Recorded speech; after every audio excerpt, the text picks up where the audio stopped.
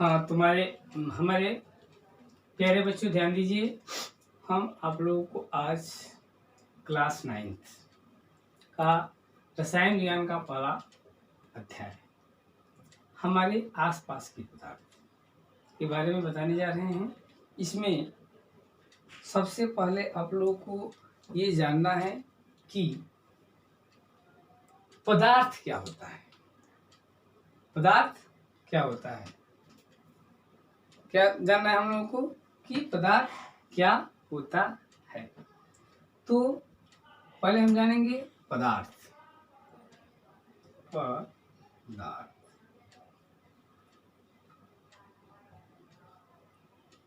पदार्थ वह वस्तु है जो स्थान घेरता है, जिसमें भार होता है और जिसका अध्ययन हम अपनी पांचों ज्ञानेंद्रियों में से किसी एक से कर सकते हैं। ऐसे वस्तु को हम पदार्थ कहते हैं। ठीक है ना। पदार्थ जैसे हमारे आसपास की जितनी वस्तुएं देखिए, नदी, नाले, पहाड़, पुस्तक, कलम, दीवार, बल्ब, पंखे, सब पदार्थ है। अब कह रहा है कि पदार्थ अत्यंत छोटे कणों से मिलकर बना होता है। तो पदार्थ के छोटे कण के कुछ अभिलाक्षणिक गुण होते हैं। क्या होते हैं भाई? तो पदार्थ के कणों के बीच रिक्त स्थान होता है। पदार्थ का अभिलाक्षण क्या होता है? तो यह माना गया है कि जो पदार्थ के कण होते हैं, जिन छोटे छोटे कणों से पदार्थ बना होता है, उसके बीच में रिक्त स्थान होता है। ठीक है। दूसरा, पदार्थ के कण निरंतर गतिशील रहते हैं, हमेशा गति करते हैं। तीसरा नंबर, पदार्थ के कण एक दूसरे को आकर्षित करते हैं। तो कहने का मतलब समझ आया? हम बताएं आप लोगों को पदार्थ क्या है। पदार्थ किस चीज से बना होता है? अत्यंत छोटे छोटे कणों से बना होता है, जिसे आयन या परमाणु अणु कहते हैं। तो छोटे छोटे कण से बना होता है। तो इन छोटे छोटे कणों के कुछ लक्षण होते हैं, जिसमें आप हम लोगों को 3 लक्षण बता दिए। पहला कि पदार्थ के कणों के बीच रिक्त स्थान होता है, खाली स्थान होता है। ठीक, प्रयोगों द्वारा हम इसको सिद्ध कर लेंगे।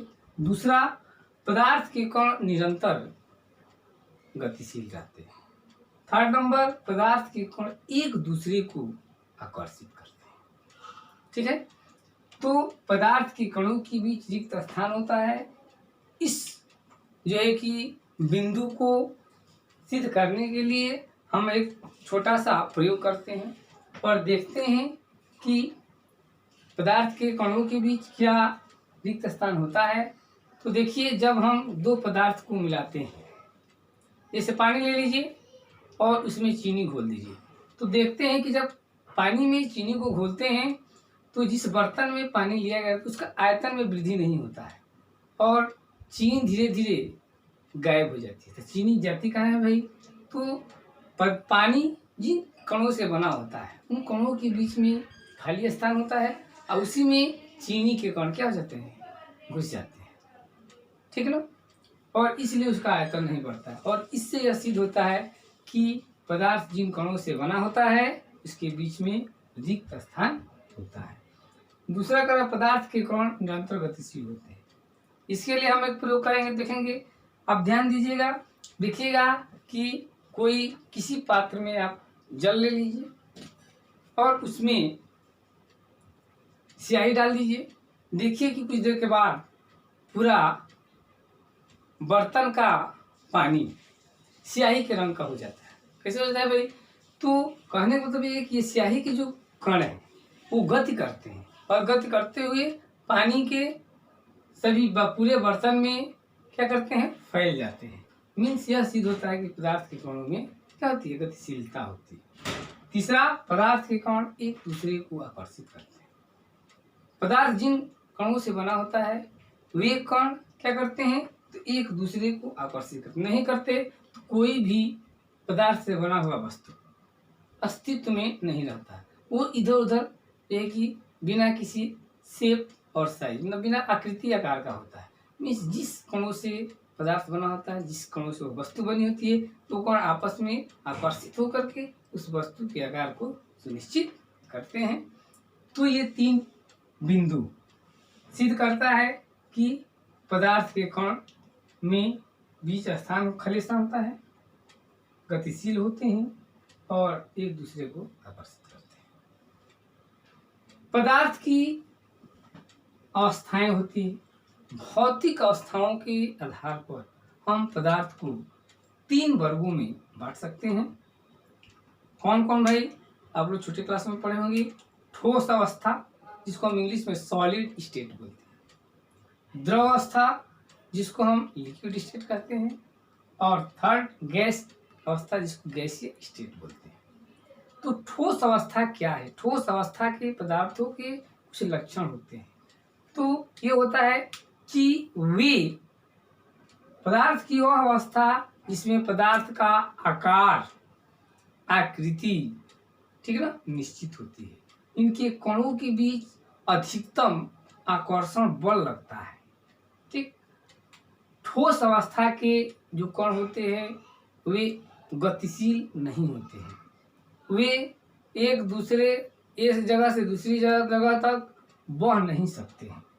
तो ये ठोस अवस्था के कणों का, जैसे ये पेन हो गया, बुक हो गया, ये जो है कि आपका मेज, कुर्सी, ये सब ठोस अवस्था में बहते नहीं। ठीक, दूसरा हो गया आपका हमारा द्रव अवस्था। तो पदार्थ की वह अवस्था, ठीक, जिसमें पदार्थ का आकार निश्चित नहीं होता है लेकिन उसकी आकृति निश्चित होती है। तो द्रव अवस्था में कण के जो है कि आकार निश्चित नहीं होता है, आकृति जिस बर्तन में रखेंगे उस बर्तन का रूप क्या करता है, धारण कर लेता है। तो द्रव अवस्था में जो कण होते हैं वो बह सकते हैं, एक जगह से दूसरी जगह क्या कर सकते हैं, बह सकते हैं। इसमें कुछ गतिशीलता होती है। ठोस अवस्था के तुलना में इसमें गतिशीलता होती है। और द्रव अवस्था के कण एक जगह से दूसरी जगह बह सकते हैं। इसमें बीच में, कणों के बीच में कुछ रिक्त स्थान होता है। ठीक है, जैसे एल्कोहल, पानी, तेल, ये सब क्या है, द्रव अवस्था के कण। गैस अवस्था, तीसरी नंबर अवस्था होती है, वो गैस अवस्था होती है। क्या होती है इसमें? तो इस प्रकार की अवस्था में पदार्थ का न तो आकार और नहीं आकृति, दोनों में से कोई निश्चित नहीं होती है। इस अवस्था के कण बहुत तीव्र गति से मूव करते हैं, बहुत तीव्र गति से चलते हैं और इनमें अधिक गतिज ऊर्जा होती है, ये स्थिर नहीं रहते हैं और ये भी एक जगह से दूसरी जगह तक बह सकते हैं। ठीक है ना, इनमें गतिज ऊर्जा पाई जाती है। ठीक है, जैसे अब बहुत सारे गैसें और गैसों का मिश्रण के बारे में भी हम देख सकते हैं। तो nitrogen gas, oxygen gas, hydrogen gas, ये सब गैसें जो है कि आपकी गैसीय अवस्था है। वर्तमान के वैज्ञानिक, आजकल के वैज्ञानिक पदार्थ की 2 और अवस्थाओं का जो है कि खोज किए हैं, जिसको बोलते हैं हम प्लाज्मा अवस्था और बोस-आइंस्टीन कंडेंसेट। तो वर्तमान के वैज्ञानिक 2 और अवस्थाओं के बारे में हमें ज्ञान दिए हैं। वो क्या है? प्लाज्मा अवस्था, बोस-आइंस्टीन कंडेंसेट। प्लाज्मा अवस्था क्या है? इस अवस्था में जो कण होते हैं इसमें आयन और इलेक्ट्रॉन का यह मिश्रण होता है, जिसमें ये बहुत तीव्र गति से गति करते हैं और इसी के कारण तारों का और सूर्य का प्रकाश चमकीला दिखाई देता है। और 5वीं अवस्था है, इसको 2 वैज्ञानिकों ने, बोस और आइंस्टीन ने, एक 5वीं अवस्था का जो है कि भविष्यवाणी किया था, जिसमें बहुत ही कम ताप पर इस अवस्था का जो है कि खोज किया गया। तो इस तरह से हमें पदार्थ की ये 5 अवस्थाएं हैं।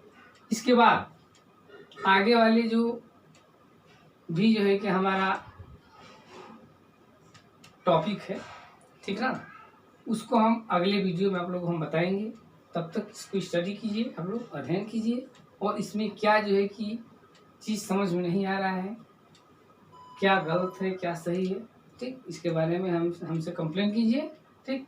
तब तक के लिए हम इतना ही आज। जय हिंद, जय भारत।